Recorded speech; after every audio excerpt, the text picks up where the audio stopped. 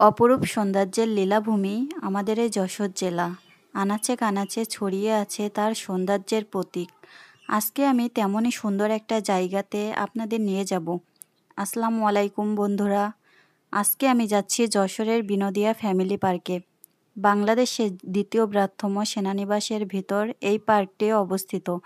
প্রথমে আমি চলে যাচ্ছি রিকশায় করে পালবাড়ি ভাস্কর্যর মোড়ে। মোড় থেকে বাম দিকে যেতে হবে আমাদের। বাংলাদেশের দ্বিতীয় বৃহত্তম সেনানিবাস এলাকা এটি। স্বাধীনতা তোরণ দেখতে অনেক সুন্দর। সেনানিবাসের ভিতরের এলাকা খুবই পরিষ্কার পরিচ্ছন্ন, দেখতে অনেক ভালো লাগে। কথা বলতে বলতে আমি পৌঁছে গেলাম বিনোদিয়া ফ্যামিলি পার্কে।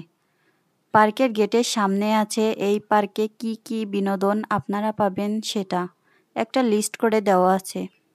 পার্কের ভিতরে ঢুকেই আমি চলে গেলাম চিড়িয়াখানার ভিতরে। সেখানে অনেক ধরনের পশু পাখি দেখা পেলাম। কিছু কিছু প্রাণীকে দেখে ভয় করছিল আমার, কিন্তু বেশিরভাগ প্রাণী অনেক কিউট ছিল। এই ভালুকটিকে দেখে আমার মনে হচ্ছিল সাথে করে নিয়ে চলে আসি। চিড়িয়াখানায় ঘুরে এবং ছবি তোলার পর্ব শেষ করে আমি চলে গেলাম পার্কের অন্য অংশ দেখতে। পার্কের ভেতরটা এত সুন্দর পরিপাটি এবং পরিষ্কার, দেখতে আমার মনটা সতেজ হয়ে গেল। পার্কের ভেতর ঘোড়া বাঁধা ছিল। আমার ইচ্ছা ছিল এই ঘোড়াতে উঠব, কিন্তু ভয়ে উঠতে পারলাম না। পার্কের ভেতরটা এত সুন্দর যে এখানে অনেক বন্যপ্রাণী বাসা বেঁধে রয়েছে। তাদের বাচ্চাকে খাওয়ানোর জন্য খাবারের খোঁজ করছে। এই পার্কের পুকুর পাড়ে অনেক হরিণ আছে। হরিণগুলো দেখতে অনেক সুন্দর, তারা খুবই শান্ত প্রকৃতির। এই পার্কের ভিতরে একটা ক্যাফেটেরিয়া আছে। ঘুরতে ঘুরতে ক্ষুধা লেগে গেলে এখান থেকে খাওয়া দাওয়া করা যাবে। তারপর আমি চলে গেলাম পুকুর পাড়ে। পুকুর পাড়ে পরিবেশটা আরও অনেক সুন্দর ছিল। গাছ থেকে একটি ফুল ছিঁড়ে আমি একটু ফটোশ্যুট করলাম। এখানে একটি বটগাছ আছে, অনেক বড় বটগাছ।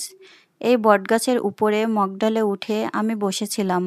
উঁচু থেকে পরিবেশ এবং প্রকৃতি আরও সুন্দর লাগছিল। পরিবেশটা এত সুন্দর যে কারোরই মন এক নিমেষে ভালো করে দিতে পারে। আমি যেহেতু সকালে গিয়েছিলাম, তেমন কোনো মানুষই ছিল না।